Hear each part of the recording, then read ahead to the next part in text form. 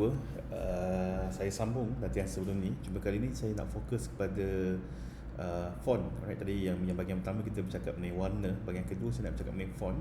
So kita ada website ini yang saya dah buat di bahagian pertama. So saya nak ubah size. Alright, kalau saya nak ubah size, dia punya property adalah font size, dan contohnya saya nak buat 40px, font size 40px. Jadi semua H1 di sini akan mempunyai size 40px.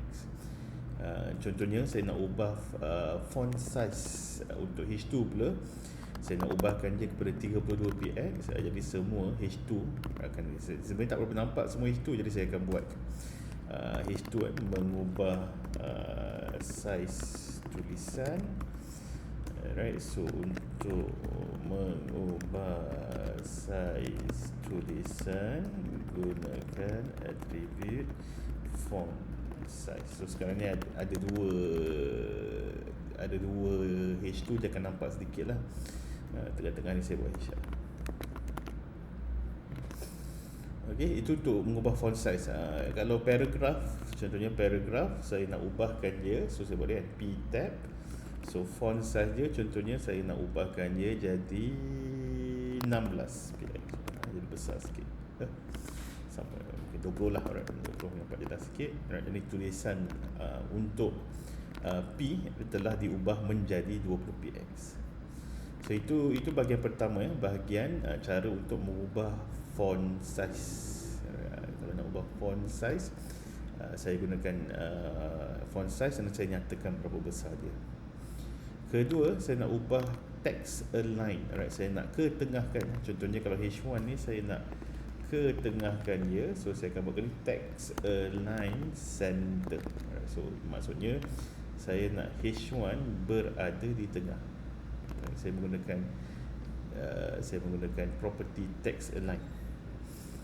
Contohnya yang ini, alright, selain center dia ada right, so saya buat dari text align right.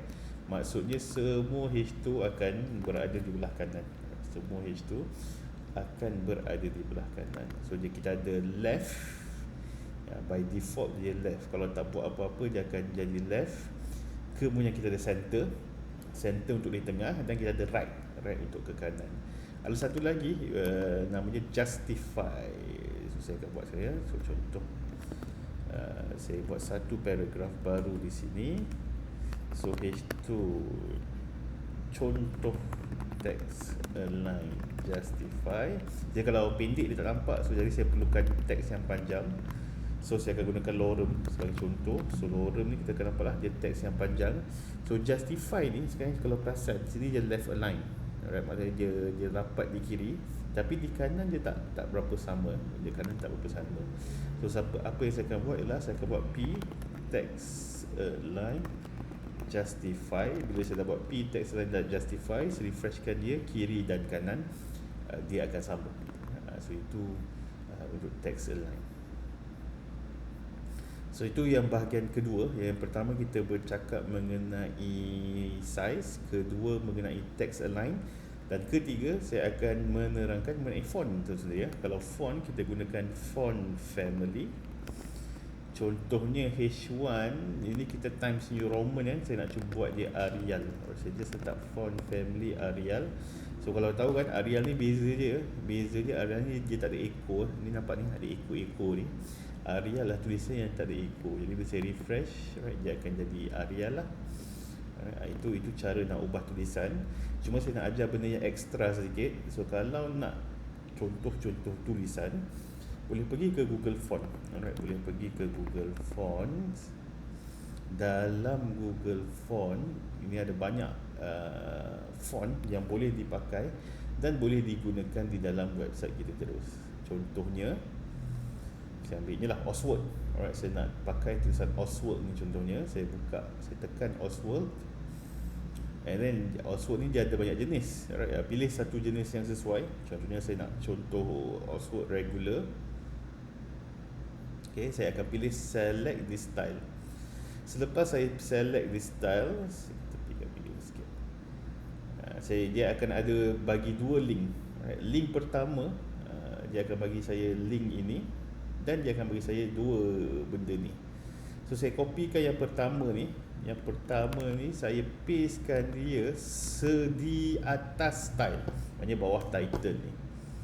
Saya pastekan dia di atas style, di bawah title. Ini untuk import font dari Google Font tadi. Kedua, saya akan copy yang ini, saya akan pastekan dia dekat mana saya nak pakai. So contohnya tadi, saya nak dia berada di H1, saya nak font family H1 ni jadi Oswald. So saya gantikan dia dengan line yang saya copy tadi. So bila dah jadi, bila dah ok, saya pergi balik ke laman web saya. So saya refresh, ini tulisan Oswald lah. Okay. Kalau saya nak lebih daripada satu font, dia pun sama juga. Maknanya saya pergi balik dekat Google Font tadi. So saya nak Oswald untuk H1. H2 tu mungkin saya nak pakai tulisan lain. So terlebih pula.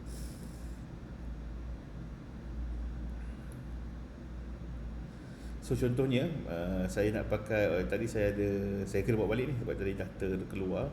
So saya nak pakai Oswald 400 tadi, saya nak pakai dia. Selain Oswald, saya dah tekan add, saya nak tambah, contohnya saya nak tambah Noto. Saya nak tambah Noto di sini. Noto ni saya nak pakai dekat P. Alright, saya ambil lah satu, saya nak pakai Noto regular. So sama je kan, saya just copy je berdua ni. Saya copy, saya tambah dua-dua, saya copykan dia. Alright, dan saya masukkan dekat dalam kod saya tadi. So yang ini saya gantikan di sini. And then saya akan ada dua link lah. Yang pertama ni untuk Oswald, dan yang kedua ni dia akan bagi untuk Noto. So kalau dekat mana saya nak pakai Noto, saya copykan dia dan saya akan letakkan dia. Contohnya saya nak pakai dia di P. So bila saya dah pakai, saya dah copy paste dua ni, jadi bila dia refresh, ini bezanya. Ini saya punya Oswald tadi, dan ini menggunakan font Noto. Jadi saya kecilkan balik lah. Okay, so ini untuk bahagian font. Jadi lepas ni saya akan terangkan perkara-perkara lain lah, seperti border dan sebagainya. Terima kasih.